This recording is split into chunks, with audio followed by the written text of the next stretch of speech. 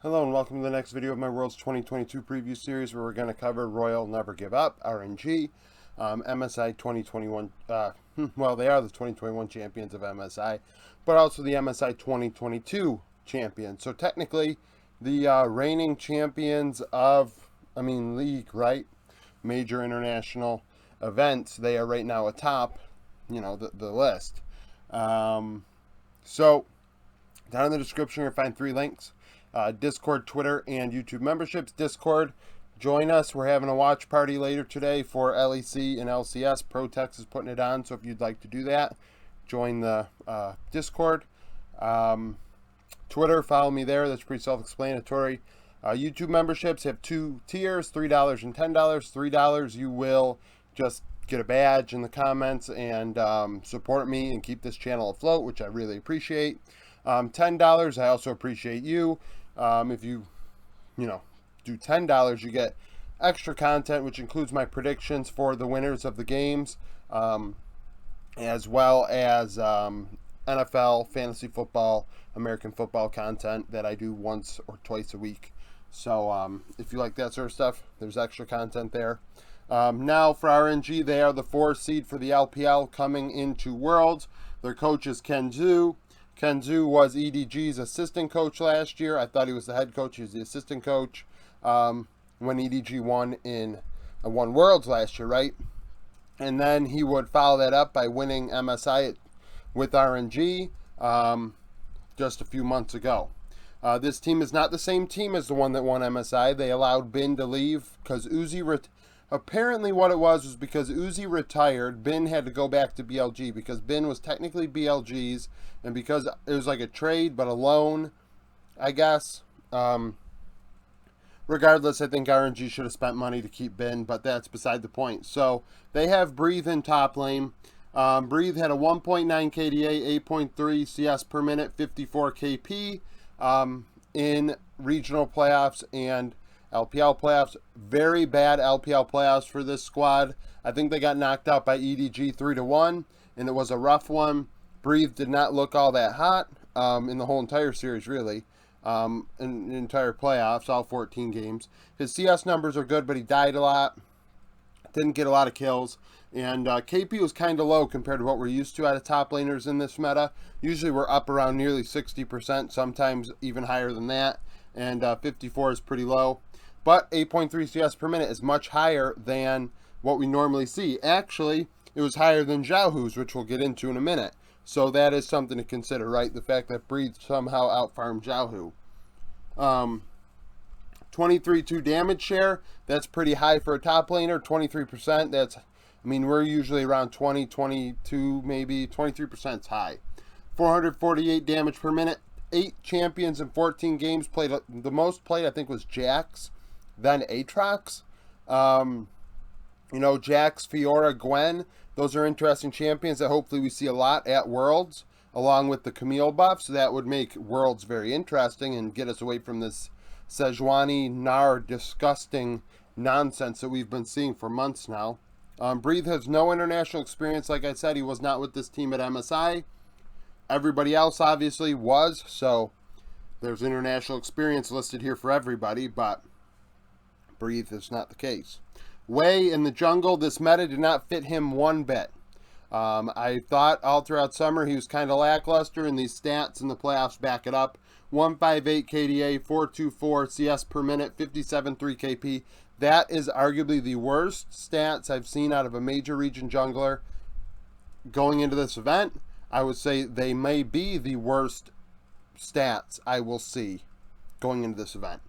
424 CS per minute. He had 4 CS per minute during regionals. KDA 1.5. Like, I understand, stats are stats. I understand Wei is better than what these stats say, but these stats do indicate how bad he was at this meta. Like, Wei in general is a good player. Wei in this meta is not good. It's just, this is, 57 KP. What the hell is he doing? You're not farming, and you're not making anything happen. I had to do something wrong in my stats to get that. That's kind of honestly how I, Look at Games of Legend and see what you see. These stats obviously are cumulative, so you'll have to look at multiple different pages and put it together. Somebody suggested I just kind of really just go over stats I read, but no, this includes a lot of math and formulas, but nevertheless, 12.1 damage share, 228 damage per minute, so standard damage numbers for a jungler, but he's not farming and he's not around the kills. 6 champions in 14 games, I believe Trundle may have been his most played, and Wukong. MSI 2021, he won. Worlds 2021, they were out in quarters, and MSI 2022, he would win. So he's 48 and 15 at international events, which is very good. 342 KDA, 578 CS per minute, 67.4 KP. That is the way we're used to. Pretty much. Over the last year and a half, over the last 2 years, but for the last 6 months, that's way. 578 CS per minute, that's well above 5.5. So 67 KP is fine. He's farming above average, and maybe his KP is slightly below average, but he's doing well. He's getting the job done. His KDA is twice as high as it was in the LPL playoffs. At international events, which some would say is arguably tougher than the LPL playoffs. But the thing is, it's actually arguable because the LPL playoffs are a true slugfest. But it just, those stats are bad. They're very bad. That's kind of the vibe. I mean, that's not the vibe. That's what they are. Xiaohu in mid, 228 KDA, 816 CS per minute, 70.3 KP. So he's the one making everything happen instead of Wei. That's pretty much what that says, right? 70 KP is a jungler kill participation. 816 CS per minute. So he's giving up farm. 8.5 is where you want to be as a mid laner. 8.16. He's giving up more than 1 CS per minute to Zika of DRX. On average, when you look at his LPL playoff stats on average versus Zika's LCK playoff stats on average, which they both played in playoffs and regional qualifiers, both played 10 games in regional qualifiers. I think Zika may have played one more total game, maybe. His farm is over 1 better than Xiaohu, right? And very different players. Xiaohu's not a carry. He's a facilitator. But still, that's a lot to give up. On average, you're going to be behind 20 CS at 20 minutes, on average. What if the matchup isn't in your favor? Is it going to be 25, 30, 35, higher? Like, he had to make up for the fact that Wei was not getting anything done. This jungle mid, last meta was disgusting. In MSI, it was disgusting. It was dominant. Nobody had an answer for it. T1, went to 5 games in finals, but they came out ahead. RNG were good throughout the whole entire tournament. Setting the meta and everything. They were the ones that figured out, hey, let's pull out Lissandra against Ari, and then, really made things happen. 26.6 damage share, 505 damage per minute, 9 champions in 14 games. Wide champion pool for sure as he tried to make things happen. He even pulled out a Vex, which we don't normally see. All the control mages that were meta. The Lissandra as well. The Galio. LeBlanc. He tried it all. Brought the damage share up quite a bit because in playoffs it was 18%. So in regionals it was up around 30. So it was able to wash itself out. But against EDG, I don't even know where Xiaohu was. I know he was logged in. I know that. MSI 2016, lost in semifinals. Worlds 2016, out in quarters. Worlds 2017, out in semis. MSI 2018, they would win. Worlds 2018, out in quarters. Worlds 2019, out in groups. MSI 2021, they would win. Xiaohu was a top laner in 2021. He was role swapped, so he would win MSI as a mid laner and a top laner. Worlds 2021, out in quarters. MSI 2022 would win. Xiaohu is 95 and 43 at international events. Probably only, I would imagine Xiaohu is the only player with more, Faker is the only player with more games played than Xiaohu at international events thus far. Caps is probably in the top 5. So 95 and 43, 311 KDA, 865 CS per minute, 65 KP. 65 KP and 865 is actually pretty damn nasty. It just shows how good Xiaohu is, and this meta, like I said with Wei, just does not fit him at all. He's for some reason something's not clicking, and really it should, because facilitators, well, Ari, Silas, and Azir really aren't facilitators. You're not going to see them roaming very often, right? It's not Galio, Lissandra, and the like. But 865 CS per minute is very good, especially when you play top lane for 2 international tournaments. Like that would drop your CS down. Top lane, you're not going to dominate lane as much as mid, and farm as well, right? And not get as much KP. But Xiaohu is very good. He's very talented. He's going to probably be in the top. He's definitely easily going to be in the top 10 of my mid rankings. Probably much higher than that. But it's just not his meta at all. So hopefully they figure something out. Maybe with these nerfs of Silas, Ari, and Azir, Xiaohu and RNG can figure out what to do with this team to turn it around and get out of play-ins. I imagine they're going to get out of play-ins, but what are they going to do in groups? Who knows? This might be the LPL team that flames out. Because you think about it, in Worlds 2020, I don't know if I mentioned this. Worlds 2020 and Worlds 2021, both LPL 4 seeds did not get out of groups. Something to keep in mind.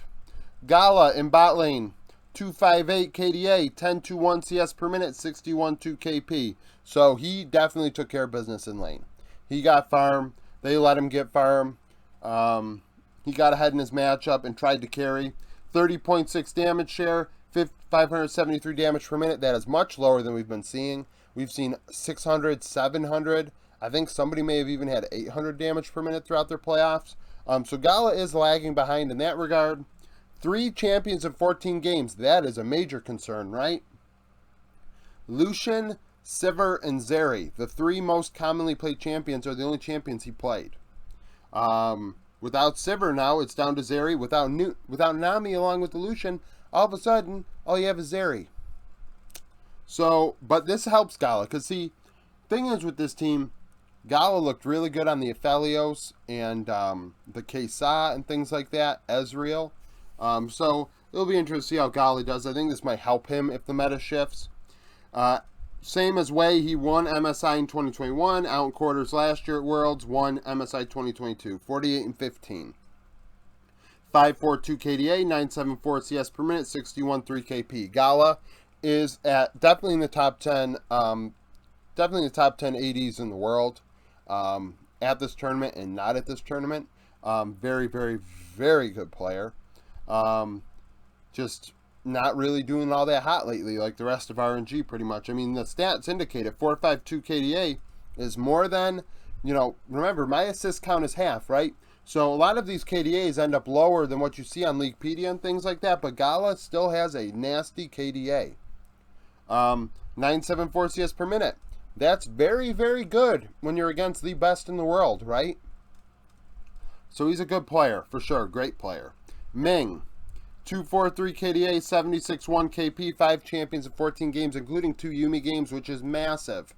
All playoffs long, I kept mentioning how RNG do not play Yumi, and that is a problem. You need to play Yumi because it's too OP not to. You have to force the ban out. And once RNG did that, things got a little bit better for them. To threaten it, you had to threaten the cheese pick to get a ban. 76.1 KP. So actually looking at this, Ming and Xiaohu are the ones making things happen, which is no surprise, right? You see all the international events, you see that they've been on the team the longest, and they facilitate. And that's the type of support I like. I like a support that gets around. I do not like a support with 60 KP that's holding the hand of their AD carry all game. I really don't. I think a support's job is to go get vision, get out of lane, objective control, make things happen, become almost a second jungler without the farm. I understand not all matchups allow for, if your bot lane is in a bad matchup, you might have to hold his hand, right? But over a 14-game span, I would like your KP to be above 60%. Like 76% is very good. I'm really impressed by that. Excuse me. Came onto RNG in Worlds 2017 where they'd be out in semis. MSI 2018 they won. Worlds 2018 out in quarters. 2019 out in groups. MSI 2021 they would win. Worlds 2021 out in quarters. And MSI 2022 they would win. He is 82 and 32 at international events. 238 KDA, 68 KP. Very good player. Ming is one of the best supports in the world. I know that I didn't have him on my LPL All-Pro teams, but the fact of the matter is Ming is still one of the best in the world. At this event, he will not look out of place. He will make things happen for RNG, especially in play-ins against the crap teams that are just going to be on struggle street against these big dogs.